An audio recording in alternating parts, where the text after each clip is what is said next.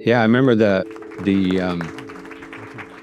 when that statue of our blessed mother, Lady Fatima, came to Anchorage exactly on my birthday, and so I wanted to go and have a party. I was like 19 years old or whatever. So I told my mom, I don't think I can make it to that. I have more important things to do. And I don't know why, but I actually went there, canceled it, and went to it. And I ended up helping to carry, because there's like 4 people would carry the statue. But I just remember that grabbing hold of it, and it was so heavy. For some reason, it just got heavier and heavier. But I didn't want to let anybody else take my position. But that was a big day. Something happened. Something happened there. But as Lauren said, I grew up in Alaska. I loved it. The outdoors. Every summer we'd go up to our cabin in the wilderness, and Dad would drop us off, and because he had to work construction, and so it was just Mom and eventually eight kids up there in the wilderness. She was Canadian, so I think that's why she could survive, even though I don't think she actually knew a lot about it. Eventually, she would even let us, my brother and I, take out with our friends. One day we saw my brother saw a bear out in the woods when we were exploring, and so he says, I said, yeah, we're gonna go get that bear. We were like, I don't know, my friends, 8, 9, 10, 11 years old. So we asked our mom if we could have the rifle. Hanging on the wall is a big 300 Winchester Magnum, and she said, sure.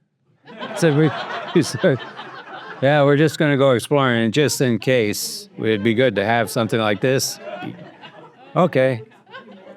And then we were like, wow. And I remember we came to this clearing, and we heard noise on the other side, like rustling. And it could be a bear, it could be a moose, it could be a porcupine, whatever. It's hard to tell. And so we're going like, oh, it's going to come out in any second. So I was the biggest one. And so I held the gun, but I realized, it's like, whoa, I can't even hold it up. It's so weird. So I asked my brother to stand in front, and they put the on his shoulders. And I said, you might want to plug your ears. I'm not sure. I think this is supposed to be pretty loud. And we got ready. And during that moment, I was realizing, this is probably one of a new level of stupidity that I've reached with all my friends. And I was just shaking in my boots. And it turned out to be a porcupine. I think we got a little, yeah. So we left it on its merry ways.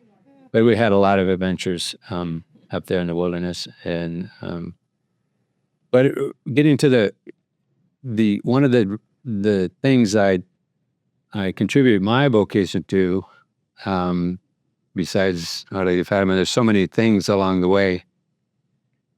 But one was when I think it was like 12 years old or something, getting ready for confirmation. Because in those days, we had confirmation a little earlier. And I just remember running around the house. It's kind of a winter day, and I had my long johns on. We would just run around like now everybody wears those type of things. And it's like tights. I liked them because they made you more springy, it's like all that tension. I was just running around the house, jumping over couches and just trying to keep busy on a cold winter day. And then my mom, I remember she came and she said, hey, do you have a name picked out for confirmation yet? Because the bishop's asking everybody to have a name, and a saint's name, for your confirmation saint. So, I stopped for a minute. I remember exactly where I was standing. I was at that moment, I jumped up on the hearth of the fireplace, and I was standing there, my underwear. Sika was like, you got to make up your mind. And I said, well, all my friends have picked all the good ones. Like Timmy, he picked, I don't know, St. Anthony, and Joe picked St. Peter. And so they have all the good ones. And so I just don't know. And so finally I said, well, who is the greatest saint? Who is the greatest saint? And Mom said, well, Blessed Virgin, she's the greatest saint. I mean, obviously, she's way up there. And then maybe St. Joseph, I don't know, but everybody else is so far below us. It's incredible. She's Mother of God. And I said, oh, really? I know none of my friends picked that one. But I said, I'm picking Mary. And she goes like, well, how about Mario or something like that? That's a girl's name. And I said, well, I don't want to have any mistakes. I want to make sure that I get the best one and it's recognized as the highest one, and it's Mary, Blessed Mother. And she goes like, oh, okay. Well, she said, I'll ask the bishop. And I said, look, that's way down the list. I'm Kermit, Douglas, Joseph. Those are all my names. And then Mary, it's like, it's way down there. It's no problem. And so she said, I'll ask the bishop. So she did. She asked the bishop, and he came back. He said, oh, people do that in other countries a lot, Jesus, Maria, and all that stuff, in Mexico and Italy. And so he said, you're good. So I said, oh, good. And I really believe that was having Mary as my confirmation name for the Holy Spirit in my life was the best choice I ever made, even though it was just out of pure, just trying to have the best one and all that stuff. And I remember later, I was like 15, 16, I started worrying, like, somebody's going to ask me, what is our confirmation name? Right in a party or around a lot of people. And I really worried about that. And I made it through that period of my life. But now I just see that's the greatest thing I ever did. So my mom, when I was ordained a deacon, she said that she always knew that I would become a priest, but I don't know how she ever thought that, because it was all to the contrary as my life after probably 14, 15, 16, it started getting worse and worse until, I might go to church on Sunday, but I definitely didn't receive communion or anything like that. So I got pretty wild during my teen years.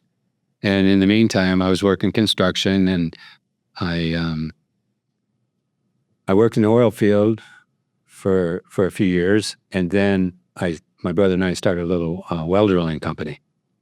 And so that was like 19, 20, whatever years old. And I don't know how she could ever think that I was ever going to become a priest. But she didn't give up and kept praying, apparently.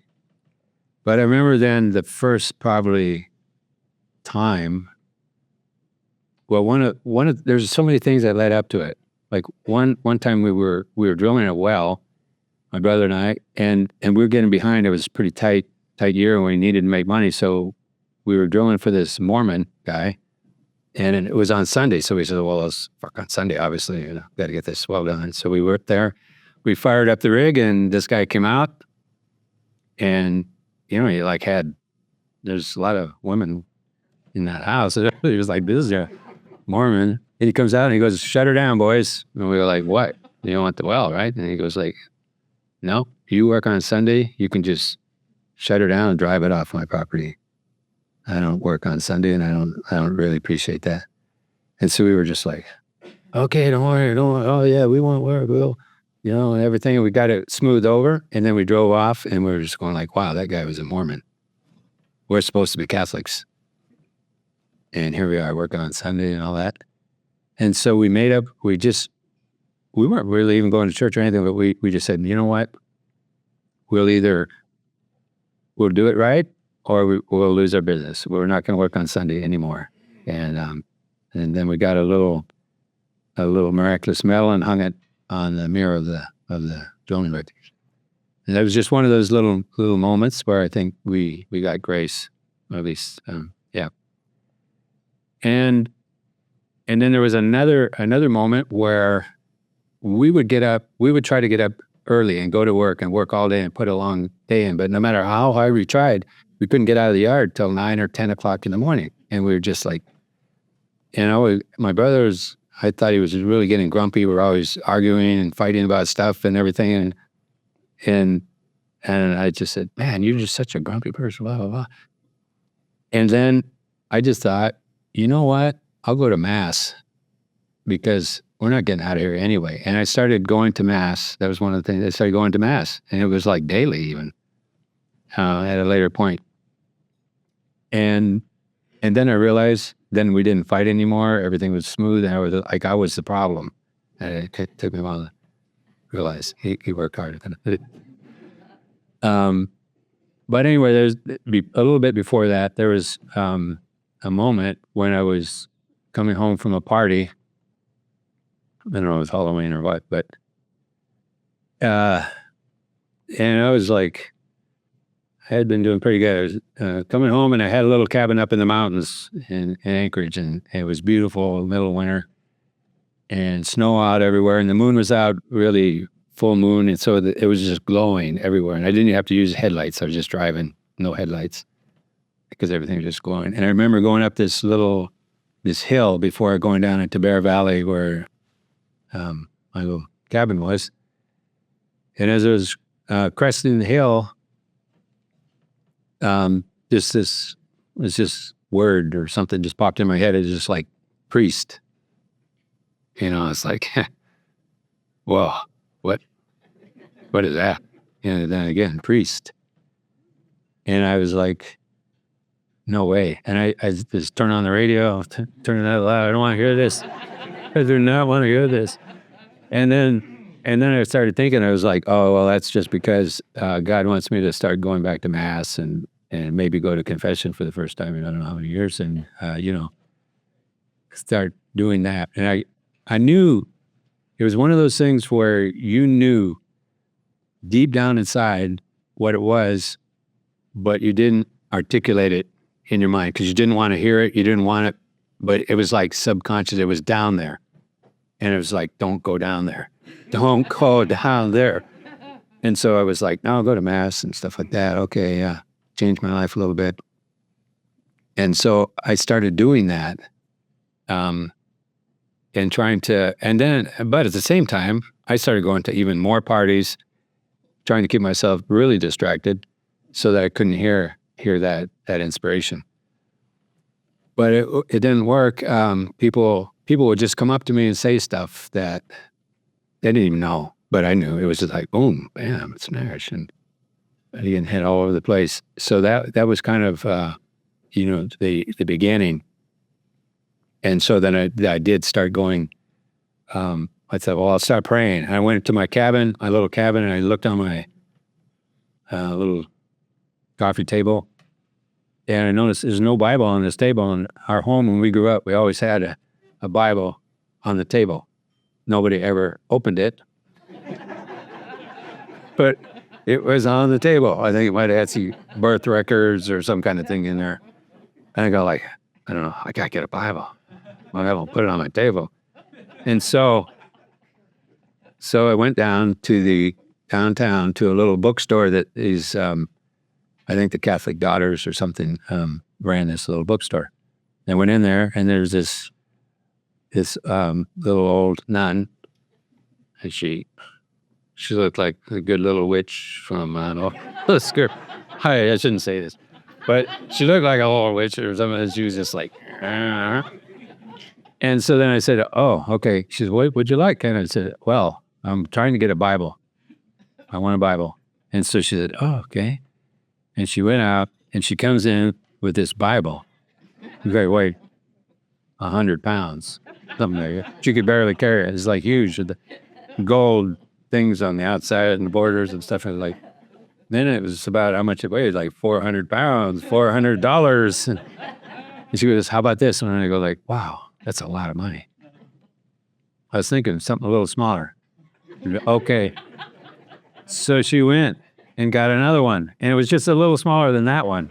And I was like, no, even smaller, a lot smaller. And she brought probably 5 of them, and she was really persistent. Finally, she brought me one of those little $20 New American Bibles, and it was like, yeah, that's it. And then I think I asked for some little book, and she brought it and she put it down and she looked at me right in my eyes and she goes, "So, you're going to become a priest?" And they're like, "No, I just want the Bible. Let me out of here. Let me out." But that was another one of those little things where God was working. The one of the just jumping forward, one of the biggest consolations that I had in confirmation of my vocation was I was working. I came back from Rome. I was studying philosophy and theology there in Rome, and then we were going to get ordained.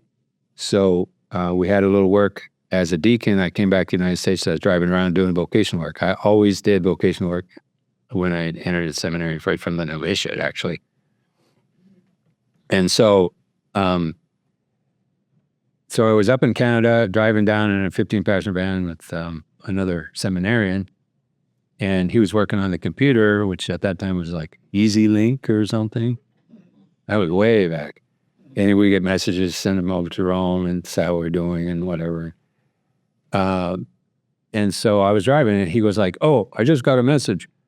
You need to make up an ordination card, because after we're ordained, we have these little priestly cards of our ordination. We give them to, pass them out and say, 'Yeah, when you're ordained, oh, here you go, and you can sign it.'"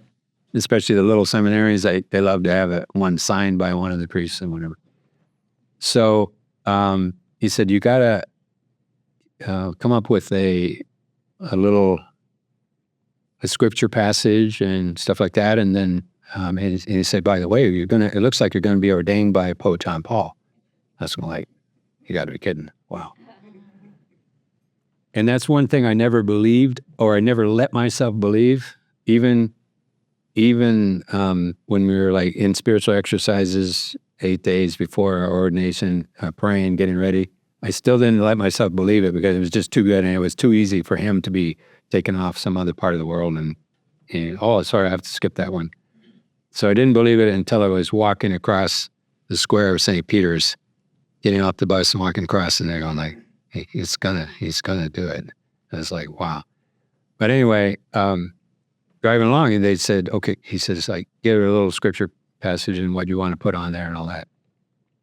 And so I was driving, and all of us probably have our favorite quotes and different things, or a scripture passage or whatever. And I couldn't think of anything, so I just said none of my favorite numbers or anything. I just said John. That came to my head. Okay, John. And he goes like, "Okay, John. So what chapter?" And I go like 15. It's a horrible number. 15. Whatever. And then verses 16, 17. That's pretty simple. And he goes, "So what's that?" And I go like, "I have no idea." And so he looked it up. And he goes like, "Oh, that's where, of course, said, you have not chosen me. I have chosen you to go and bear fruit that will last. And my one commandment is love one another." That was it. And I was like, wow. Oof, that was a good pick. And it's true, because I was one that fought against it the whole time, my vocation. And I remember my dad was, at the same time, my dad got cancer and he was dying. And so, I was just going like, oh, I can't do it right now. I mean, with him dying. So I went to him and I said, "Look, Dad, I don't know." He wasn't Catholic, but he was a very good man. My mom was Catholic, so he backed her up and everything. And so I said, like, "Dad, I don't think I can go like this and you're like that." And he goes like, "You know what?" He said, "The world has been spinning and spinning and spinning for, I don't know, billions of years or whatever. I'm not a scientist," but he said it's been just spinning and spinning. And he said, "When I die, nothing's going to change. And so if you think God is calling you, you do it. Don't worry about it." that was a big help. But I still used it as an excuse because when the recruiter called me up that I had met in California I went to California to study at Thomas Aquinas College because when I started thinking about the vocation a little bit, they said you got to have a couple of years of college and all that. And I was going like, man, I was happy to get out of high school. I mean, the most reading I do is an owner's manual for this drilling rig. And that's enough for me. And it was like, and we're making a lot of money, so whatever. And so I went there to the graduation to see, and I met this priest there. Well, first I met some altar boys when we were serving the Mass, and they looked like they knew about everything about religious life. So I went to them and I said, hey, I started thinking about the priest. Said, maybe you know something about it or like where it could go or what it could do. And they go like, oh, we're going to go join the Legionaries of Christ. And one of the directors is here, is Father Anthony Bannon. You should talk to him. And I was like, oh yeah, thanks for that. I was just the opposite of Herod. I'll go and worship the child. I was like, I'm going to go the opposite direction. And then my sister was also graduating, and she was there, and she knew that priest apparently. So I don't know. I think that was a setup because next thing I knew, I was getting some food off the buffet table, and this priest came up. He was getting food right there too. And like, so he started talking, and it was him. And so then we would visit once in a while, and but he never came up to Alaska. But anyway, I was supposed to go. I was supposed to get my ticket and fly there to the candidacy program, and I agreed to that. But then it was like, my dad, all this stuff. It's just like we're paying the business off. So if my brother had something to work with, but actually we kind of already did. And so I remember helping my cousin at a construction job, and then we came back to his office that day at the end of the day, and I went into one of his little offices, and with a nice 6-pack of beer, nice and cold, and I just pop in the first one. And my cousin, he goes like, hey, you got a phone call. And I said like, and my cousin, he's a total pagan. I mean, really, totally pagan. He goes, it's a priest. And you're like, and his name is so-and-so, and he wants to talk to you. And I go like, how could anybody know? Did you tell him that? Yeah, I don't know any priest, and so it had to be my sister, for sure, one of my sisters. And so then I picked up the phone, and it was Father Anthony, the recruiter, and he was like, so are you coming? And I was like, I can't. I'll send you the money that I would have paid for the plane ticket and as a donation and stuff like that. But, my dad is dying and all this stuff. And he goes like, and so I said, I'll send you the money. He goes like, we don't want your money. We want you. And he said, but that's okay. I respect everything. I understand everything and like that. But then he was so smart. He goes like, hey, by the way, because I did go 1 year at that TAC, Thomas Aquinas College, and I had a good friend there who, his name was Rory O'Toole. He goes like, hey, your friend, Rory O'Toole, he's right here. You want to talk to him? I said, oh, sure. And he goes like, Rory, what's going on? He was like, I'm joining, and I'm here and everything. And then I told him, I can't do this. And he goes like, if you don't go, what are you going to do? And there's something about that. When he said that, it just hit me. And I just like, yeah, what am I going to do? What's my plan? And so I just told him, okay, what do I need to bring? And that changed. I got my closed list and bought the ticket and flew out to Orange, Connecticut, and began the novitiate. And so it was very hard. Actually, it was very hard because I had to change my life a lot. But I remember we were doing spiritual exercises, and that's like 8 days of silent prayer. And I remember that kneeling down because I thought you have to kneel down. And these hour meditations, like there's 4 or 5 hours a day of just kneeling and praying and these talks, and it's all in silence. And I didn't know much about religious life, so I thought the Legionnaires of Christ, this is what they did. It's like, I don't think I can do it. I don't think they do this every day for like years. I just don't. And then I find out, no, that's just on a retreat. You should see when it's serious. No. But anyway, I entered in. My dad was dying, and then it was very strict. It was very strict back then. And so then he was getting bad, and he was dying. And so I had a choice. I could go back for 3 days to visit him or go back for the funeral. And so I said, well, I want to go back while he's still alive. And I did. And I got on the plane, and I was on the plane. I just said, this is ridiculous. I'm not going back. This is insane. But I had a little pamphlet of all my little brothers there, and we had a little magazine they were making called Lady Cristo, that we fundraised with. And I opened it up, and I looked at it, and there they all were. And when I left, they said, we're praying for you. We're praying for you. And then I just said, you guys are crazy. You're crazy. And so am I. So I went there, and my dad was in pretty bad shape. He could only be awake for a little while, and then he would fade out. And then at one point I thought he was dying, and so I called a priest. He wasn't even Catholic, and the priest, a typical Jesuit, been a family, and came over there, and he gave him anointing of the sick. And I'm going like, is that really? I'm just a brother. I don't really understand all this, but it's like, can you do that to a non-Catholic?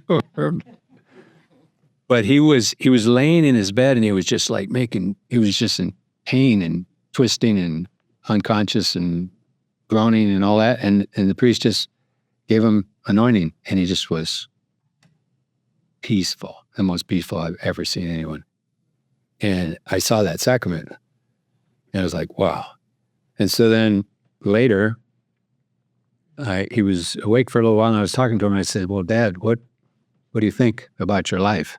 Because we all wanted him to convert and become Catholic. And he goes like, well, if I had to do it over again, I don't think I would change much, except maybe not arguing with your mother so much. And he said, I wish I would have gone to Mass with you guys a little more or something. And I was going like, okay, jump on this one. And it's, I just said, why don't you become Catholic? And he goes like, I just don't have time to learn all this stuff and everything. I'm like, oh my God, he's ready. I don't have the time and all that. And I said, look, all you have to do is, you've been in a Catholic home, you know everything, just accept that, the Pope is the head of the church, and Blessed Mother is the Mother of God, and a few other things. And then, you have time, you keep learning, and you're good. And then I said, you know what? He loved John Wayne. He loved John Wayne. And so I knew that. I just had heard recently that John Wayne had converted, probably after his fourth wife. I'm not sure. Well, a Mexican had converted him, and he would become Catholic. I said, John Wayne, he became a Catholic. He was like, really? It's like, what makes a man do something like that? It's like, I don't know. Some people at the very end, and they're right at the top front of the line. Other ones has been Catholic their whole life, and they hardly know anything. And, that's the way it is. That's the way God is. And so he goes like, And he was really thinking. And then he faded out. He couldn't. And then I had to leave. And it was the hardest thing I ever did in my life. However, after I got back to the novitiate, I was there a few days, and then that Jesuit called again. He called me.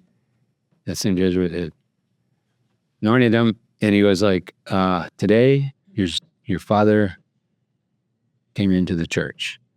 I was like, wow. And, that was amazing. And so then 3 days later, we were praying, all of the brothers, we were praying in little groups, praying our rosary, walking up and down. And the place where we were in Orange, or was Derby, there was a highway number 1 went by, and it was like cars all the time, day and night. And there was trees blocking most of it, but there was this one place where it was open, and it was like a clearing, and you could see the road. And so I was walking down this driveway with the brothers praying, and I had an inspiration, look down at the road. So I looked down at the road, and there was no cars. I was like, oh, that's strange. No cars. This is the busiest highway there is around here. And I waited, and I looked, and then a hearse went by. And then no cars, no cars, no cars. And I knew in that moment that my dad died. And so I didn't know what to do, but I just kept praying the rosary. And we always went up to the house, our main house, where the chapel was. After the rosary, went up, and the phone rang.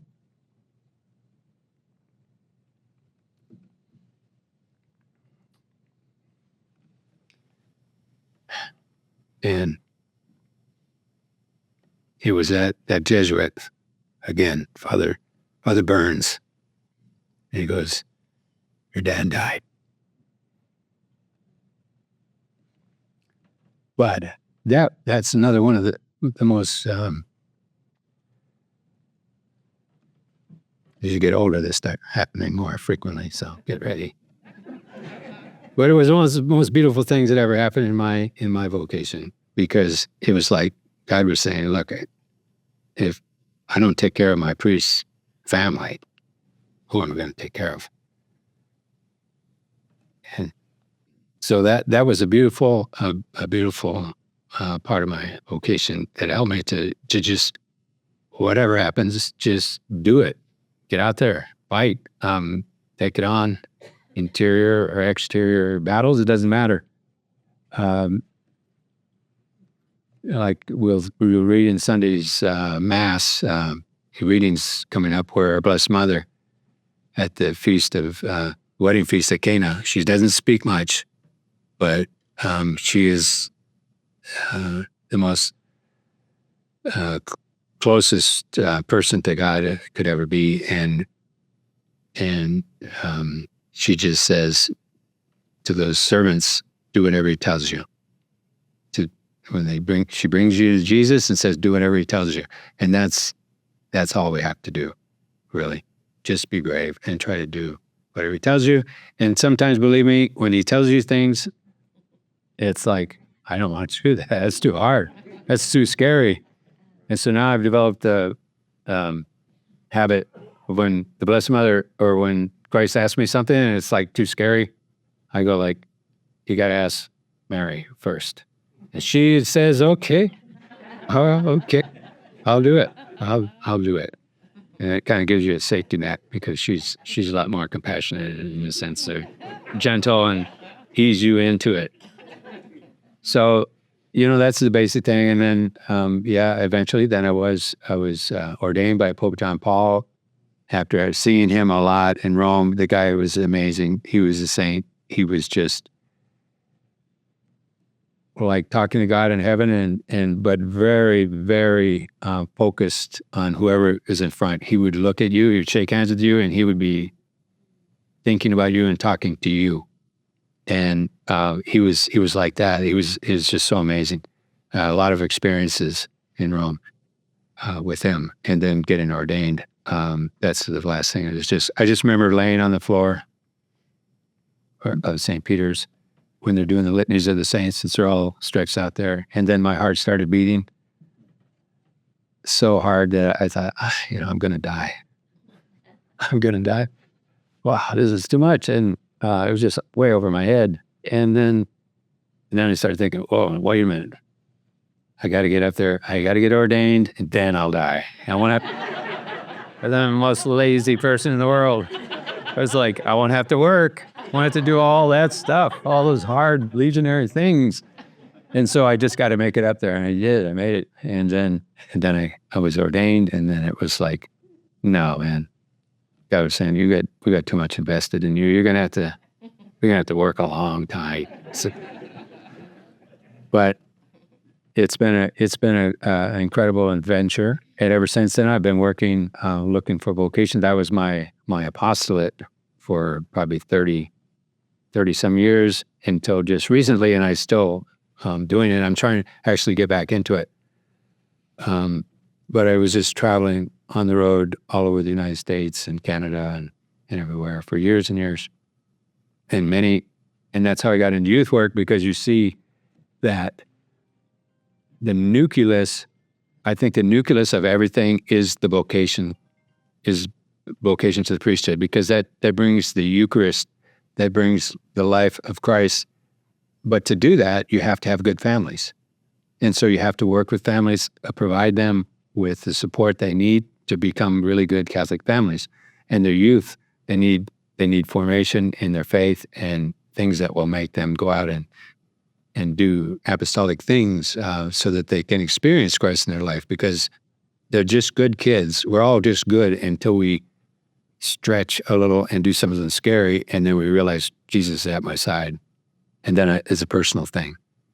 And then that's what we need in this world, people that have personal relationship with Christ and or stick their neck out for. And so it all goes hand to hand. And so that's what I've always been. My method was just get some dads together, get them on a retreat, 8-day retreat, spiritual exercises. Pretty hard, but you can do it. And then they're sold. Either it's sold or they're like, I'm going to go join the Protestants because this. And then and their moms as well. And then little youth programs and things like that. And then you got to get them to come to the seminary, to visit the seminary, and to see. And there's many methods to do that. I remember working with a lot of like college kids and stuff, and they don't, they're not. You even say priests, they're just like me, and it's like, so you got to go like, no, come to the retreat. It doesn't matter. I don't know if I did that to you, but probably not. You say you need to come to this retreat, and you need to think about the vocation, and even come and see a seminary, so that if one of your kids, because none of you are going to become priests. Like, sure, look at you, you're going to all get married and everything, but you should come and look. So in case one of your kids has a call, you'll notice, and you'll know where to send them and all that stuff. And you refine it a little more than that, but it makes sense. So it all works together, and you guys are in the right spot. Right now, I'm trying a new idea. I'm getting older and stuff like that, but the camps have always been really good, and the youth programs. But right now, I'm realizing, especially, I don't know why it popped in my head, in Texas, I started noticing a lot of people, and they do everywhere, have miles for, air miles. A lot of air miles. So I'm just going like, if we could just spread it around, say like, just give one of your ticket out of your air miles to a young man who wants to visit a seminary, because a lot of times they can't really afford it.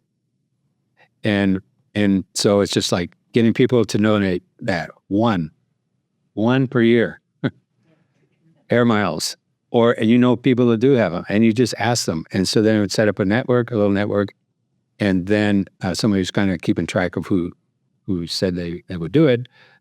And other people are looking for young men who might be interested. And even if it's just a thing of just go and see, you just create that motion. And they'll come back and go like, yeah, it's not for me, but man, I think you're the type that would tell their friends. And so that's the thing. And it could be, and then you get that young man who want to go and say, okay, well, call this person and tell them you want to go visit a seminary. Why? Why do you want to? Oh, and sort of, and it makes them kind of get their skin in it and think about it and everything, and not just, another fun trip somewhere, like, even that way you can surprise them and backfire on them and they end up with a vocation. But so that's where I'm at, here in Houston. And any of you who have grandchildren or sons and you want to bond or something like that, Camp Kodiak, good place. It's a little rough, 2 weeks where we flow down rivers and catch king salmon and do a little target practicing. And eat ribeye. But anyway, if there's any questions, I think we've probably used it all the time, but it was really, I don't know, this morning. And but I'll let you.